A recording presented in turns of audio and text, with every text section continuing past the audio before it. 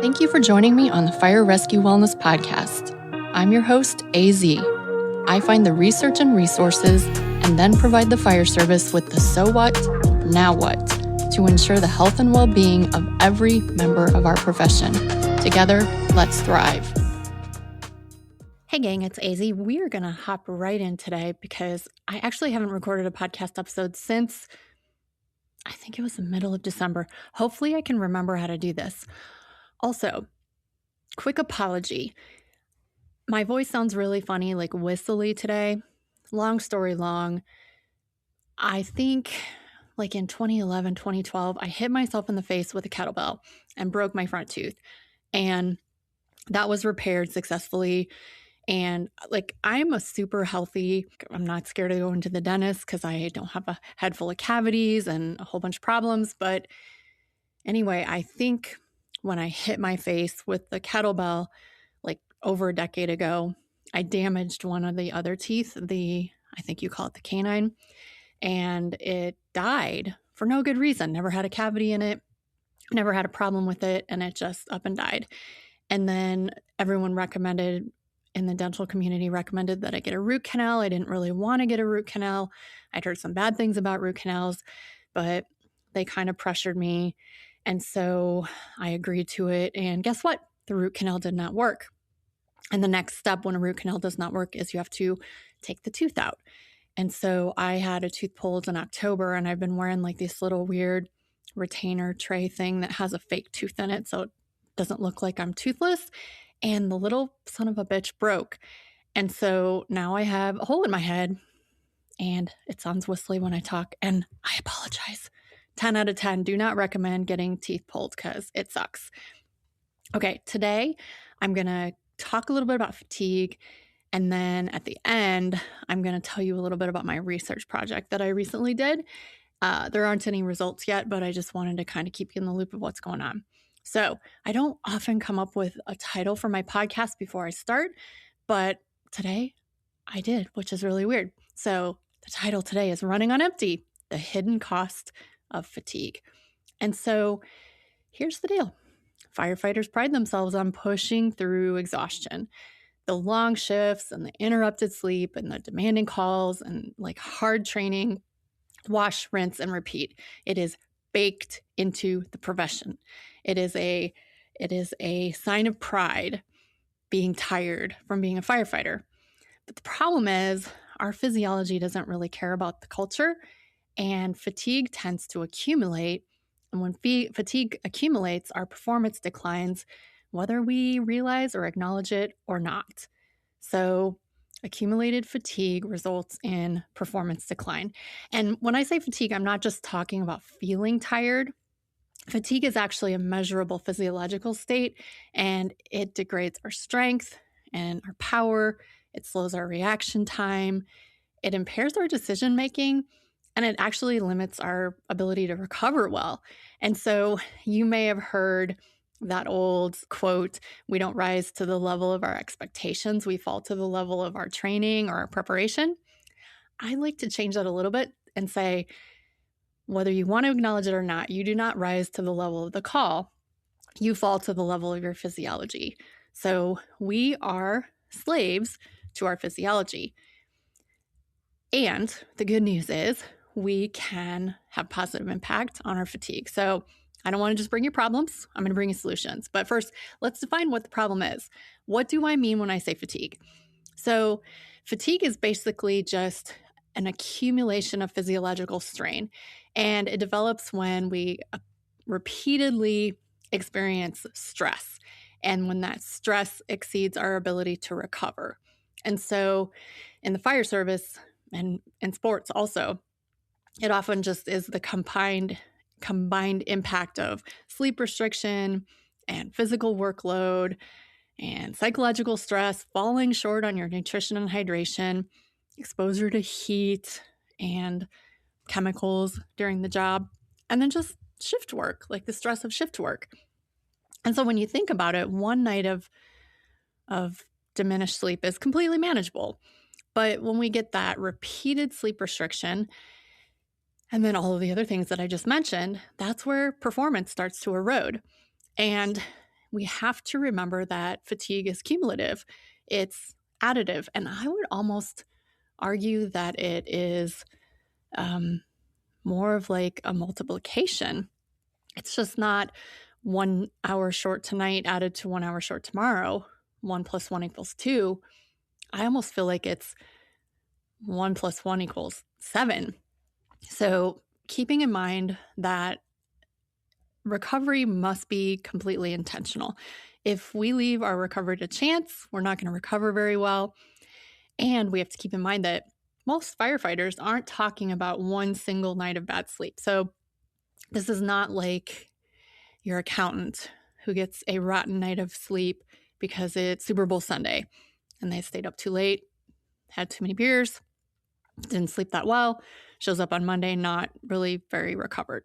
No, this is firefighters dealing with night after night after year after decade of limited recovery and not enough sleep. So many firefighters are operating in a state of constant and persistent fatigue. And so what does this really mean? Who cares? Who cares if we're tired? We'll sleep when we're dead. Well, we should care because our physical performance declines. And some of that physical performance declines pretty readily, pretty soon. And so things such as our power output and force production get lower. Power drops, force production slows, and our work capacity shrinks. We're just not able to do as much work in per unit of time as we are when we're well recovered. And so what is the translation of all this? What does this mean? It means that we have less strength available for the demanding tasks, and we also don't have a lot in our reserve when the incident might escalate. And so as a firefighter, we know that power and strength and work capacity and reserve are very, very important for us to be able to do our job. So that's number one. Number two, cognitive performance declines. Our reaction time gets slower.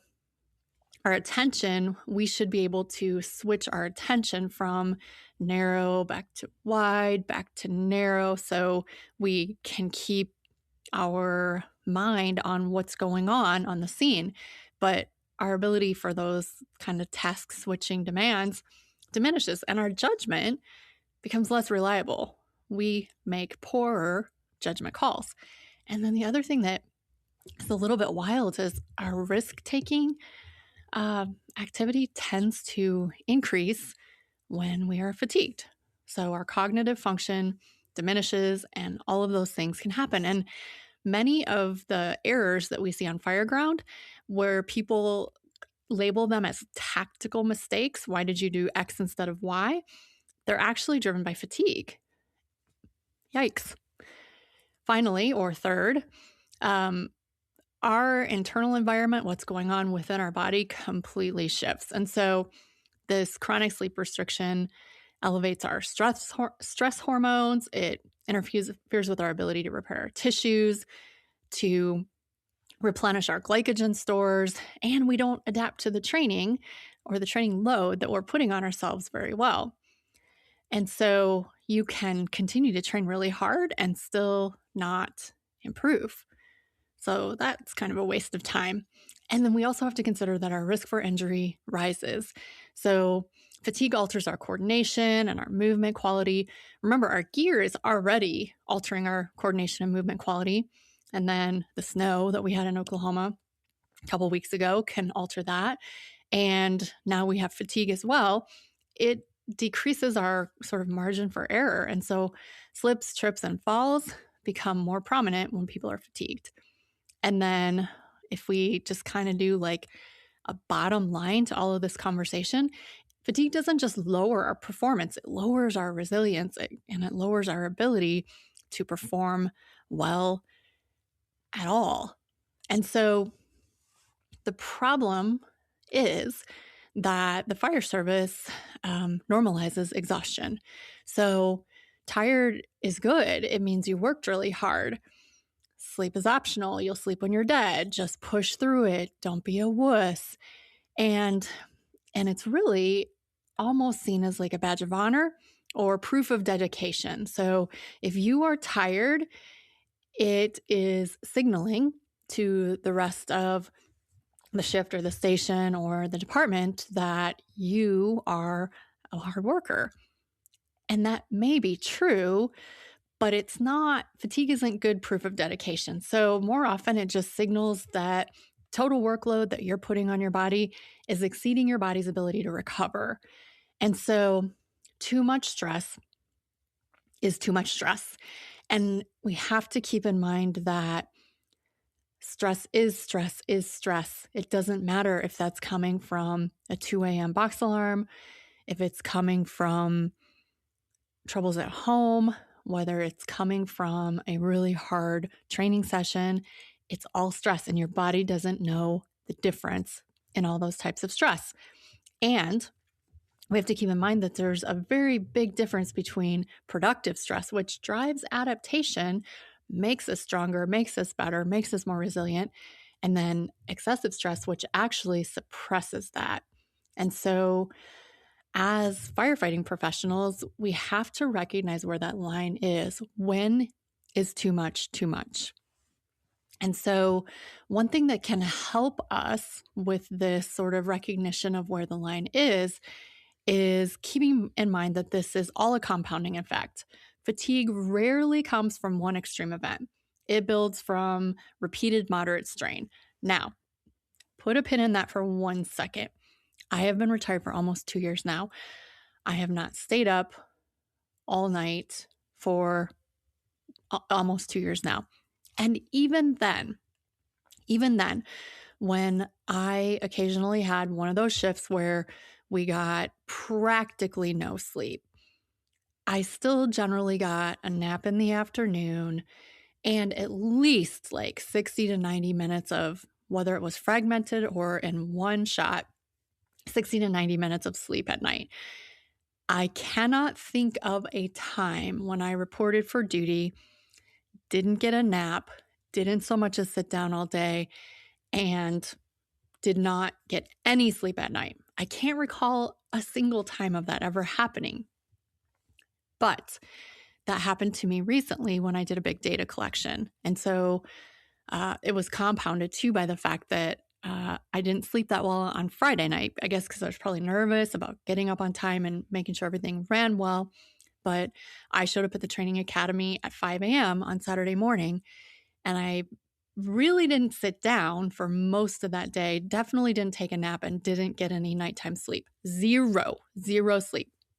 So I was there from 5 a.m. on Saturday. I arrived home at a little after 6 on Sunday morning. So a full 24 plus hours of no sleep. That was one extreme event. And that took me a good week and a half to completely recover and pay back all the sleep debt. That is not typical, at least for me. For most people, this fatigue, the compounding effect, comes from repeated moderate strain. So repeated, nights at the station of 4 hours of sleep, super busy during the day. It could be a demanding shift followed by a little bit of sleep deprivation the next day, training load layered onto operational stress. So you had, not only did you have a big busy day at work, but you had a lot of training going on, maybe multiple nights of sleep disruption, high call volume. And usually it is not a single exposure that creates this accumulated fatigue. It is the actual accumulation of the fatigue that creates the problem. And so we have to acknowledge firefighters are rarely struggling because of one hard day. Rarely that is the problem. Now listen, homegirl struggled big time that entire week after 24-hour data collection. A, I'm not used to it anymore. And B, again, that was way more than 24 hours with barely sitting down. I think I had 30,000 steps between those 2 days added up together. So again, firefighters rarely struggle because of just a hard day. More often, performance decrements come gradually as these strains accumulate and compound. And so what are we going to do about it? first thing we have to do is we have to recognize the early warning signs of accumulated fatigue. And these signs often announce themselves before performance will drop significantly, if you know what to watch for. Now, I have an Oura ring. I've been monitoring my sleep and my activity for over 20 years, but I just got this Oura ring in September, and I feel like this is the best monitoring I've ever had. The output, I like the output better. I like what the dashboard looks like. I like what it's telling me, but I also really see what it is saying to me in terms of my heart rate variability, my sleep cycles, my temperature, all of those types of things. My Oura ring helps me recognize things before I actually recognize them. So it's pretty cool. But you may find your resting heart rate trends higher than normal. So maybe you're just sitting watching television, you look down at your Apple Watch or whatever you have, and your heart rate's at 80, which is way higher than your typical resting heart rate. Maybe you're persistently sore after you work out, that lingering delayed onset muscle soreness or whatever you want to call it, it just lingers way longer than usual. Your sleep is fragmented, unsatisfactory. You wake up, you feel tired, you're irritable, non-motivated, so just a decline in your motivation. Maybe a couple of minor injuries, my leg, my thigh, my shoulder, my lower back, and they just keep popping up everywhere. And then if you notice, maybe your fitness stops progressing. And by the time someone starts feeling one or more of these things, fatigue has typically been building up for some time. And so what can we do differently? People that manage fatigue well operate differently. They manage the stress load differently. They recognize that it is all stress: financial, physical, emotional, relational, testing process, working out. It's all stress.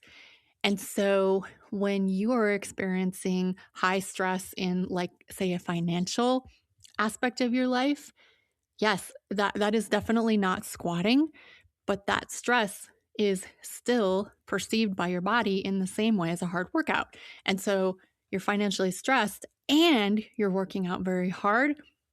That is a bigger accumulation of stress that is a bigger accumulation of stress if you had perhaps recognized, I'm feeling all of this financial or relational stress right now. Maybe I need to turn down the volume of my workouts a little bit. So we have to remember that training, physical fitness training, should prepare the firefighters for the job, but not overwhelm their ability to recover. So, number one, people that manage stress effectively or fatigue effectively manage the stress load well.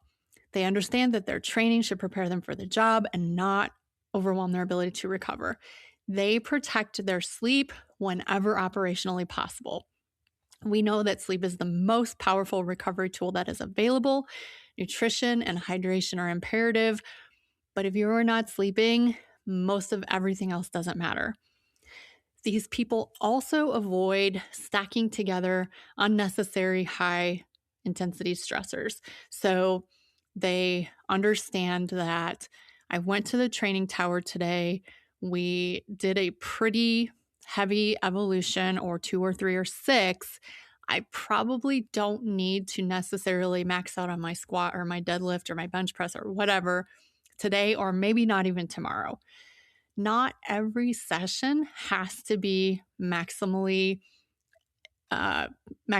effort in order to be effective.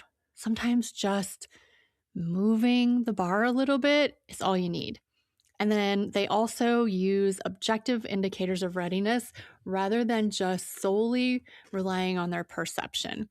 And so what does that even mean? Objective measures of readiness could include a wearable device, maybe a Tendo device, so a bar speed device, maybe strength metrics. If they notice that their squat or deadlift or bench press or pull up or whatever is diminishing, they may see that as an objective indicator, like, okay, maybe I'm overtraining. maybe their body composition. Maybe they've been training so hard, they are so fatigued that their body composition is either stalled or going in the wrong direction. But these people pretty much share in common that they recognize that you can't consistently perform at a high level if your recovery is chronically insufficient. End of story. So let's bring this all back to performance. So firefighters most generally don't get injured or make poor decisions because they lack toughness. Across the board, most of the firefighters I've ever met are some of the toughest individuals on the planet. But many of them, if not all of them, are fatigued. And that fatigue lowers the ceiling of what their physiological and cognitive function can support for the day. So the term that everyone used to want to use is resilience, and now it's kind of switched over to readiness. I would like to challenge you to acknowledge that readiness is not just a mindset. It is a physiological condition, and it is influenced by fatigue.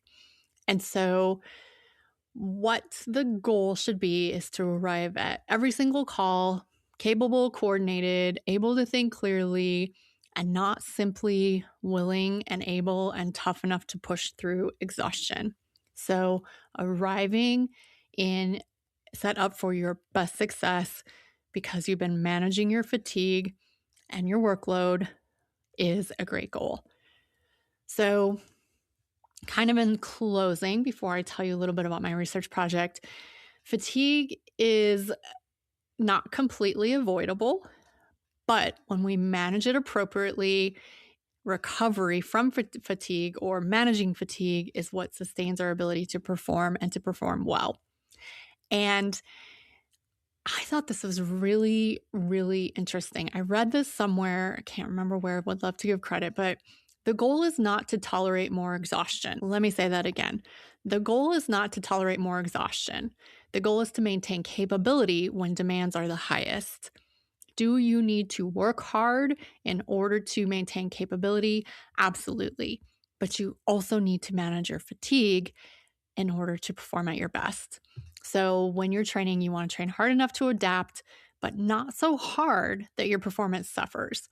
Because when the call comes in, your physiology is kind of what you're leading with. And so when you are super fatigued and stressed, your ability, again, for strength, power, decision-making, balance, and coordination is already diminished when you show up fatigued. Okay, couple of things about my research, and then actually I'm going to flip the order. Quick reminder, the Women's Tactical Human Performance Summit is May 29th in Oklahoma City, both in-person and virtual options. Registration is ongoing, and the link is going to be in the show notes. That's number one.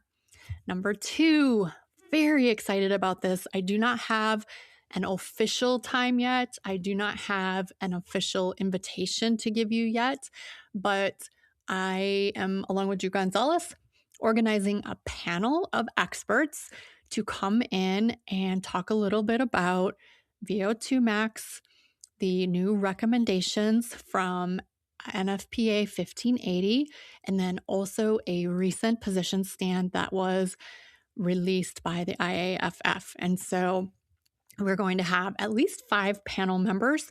And what I'm going to do is solicit questions from anyone and everyone prior to the panel so that we can be really, really good with our use of time. Now, you can attend the panel, I guess, live virtually, and have the ability to potentially get questions answered, but your best shot for getting questions answered about NFPA 1580, about the IAFF's position stand, or about VO2 max in general is to submit those questions in advance. So more to come on that.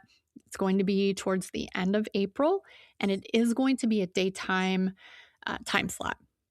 More details are coming. Okay, if you've made it this far, thanks for listening. I wanted to give a little bit of information about the research project that I have ongoing. On January 17th, the fire department with which I am embedded did what's known as their extended training day. So it's a 24-hour training day for their recruits, and they make it as lifelike as possible, meaning the recruits are divided into companies, engine and truck companies. They are divided into stations, so to speak, in rooms in the academy. They had cots. They went shopping. They made meals just as they would at the station. They invited their families for dinner, which was very cool. But during the course of this 24 hours, they responded to fires, motor vehicle accidents, EMS calls of all types. They responded to an airplane crash. They responded to basically any call you could dream up in your head. They responded to it during their 24-hour training day. And so the cool thing is that all of the recruits they already had a wearable device on their bodies. They had been wearing this wearable device since the first day of academy. So being able to look at their sleep and their recovery, their strain, their heart rate variability, all of those good types of metrics during the whole academy, as well as that day. So wearable device. Several of the recruits wore an external core temperature monitor. It's called a Calera. It goes on your chest just like a heart rate monitor, and it measures your core temperature via your skin through an algorithm. And we had actually pretty good luck. We only had 6 of those monitors, and 5 of them gave us almost 24 hours worth of data. For some reason, one of them only started recording data at midnight, and so it only recorded 3 hours of data. I was very disappointed. So we have that information to analyze. We also had hydration monitors on 15 of the recruits. Now, here's how it works in research. The best laid plans usually fall apart.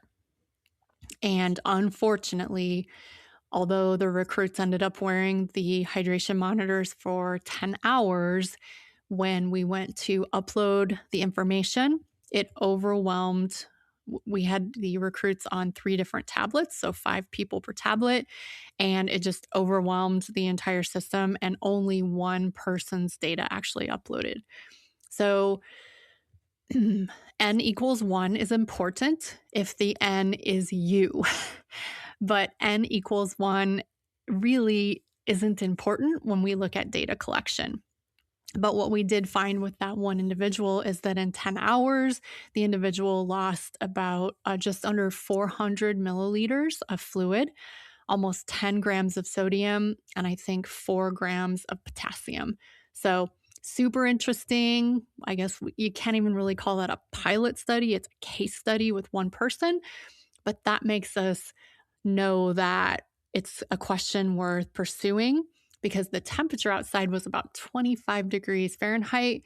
And during the training academy at the beginning, it was close to 100 or a little bit above 100 most days. So these recruits are probably losing a tremendous amount of fluid and sodium and potassium. So we had that. We also had the recruits complete subjective stress scores. So it was just a 5-question survey about this level of stress that they were feeling. So they completed one at the beginning of the day, at the end of the day, and then at basic time points during the whole day. And we already have some interesting results from that. But the very exciting part that we are so looking forward to analyzing and getting this information out to the fire service is we looked at salivary alpha amylase and cortisol. I shouldn't say we looked at it. We collected samples so that we could look at salivary alpha amylase and cortisol. And then through a very, very generous donation from the agency that I am working with, we're also going to be able to look at salivary immunoglobulin A. And so these are stress and inflammatory markers. And previous work by Gonzalez et al. Has shown that when a firefighter goes on a simulated call, so these were incumbent firefighters, but they were doing training scenarios. When they go on a simulated call, their stress and inflammatory biomarkers peak. And then about 30 minutes later, they come back almost to baseline. And so the next question is there, what happens when these firefighters go on repeated calls? Now, when we write this up, a limitation that I'll have to acknowledge is the fact that these are not incumbent firefighters. These are recruits. But the interesting thing is there is no other way to really simulate a 24-hour training or a 24-hour shift without going out to the station and sitting there for 24 hours and hoping they actually go on more than one call. And so I think this is going to be a really good approximation of the stress responses in firefighters going on real calls. So that is that. Lots more information to come from that as I begin picking through the data with Drew Gonzalez and with Dr. Dawes. Also, Andrew Chagum, previous podcast guest, is going to be helping analyze the sleep and heart rate variability data, the body composition. I guess I should mention that too. I collected body composition markers throughout the academy as well as strength and power markers. So we have an incredible data set to start building out the story of not only what do the stress responses do, how do they look, but how might things like body composition, core temperature, later we'll be able to look at hydration. We won't be able to look at it this time, but how do other biomarkers impact those stress responses? And so much more to follow. Thanks for listening. If you have any topics that you are dying to learn about, please email me, info@firerescuewellness.org. Make sure it's .org, not .com. And I will try to get experts on here to talk about what you're interested in. Have a great day. AZ is out.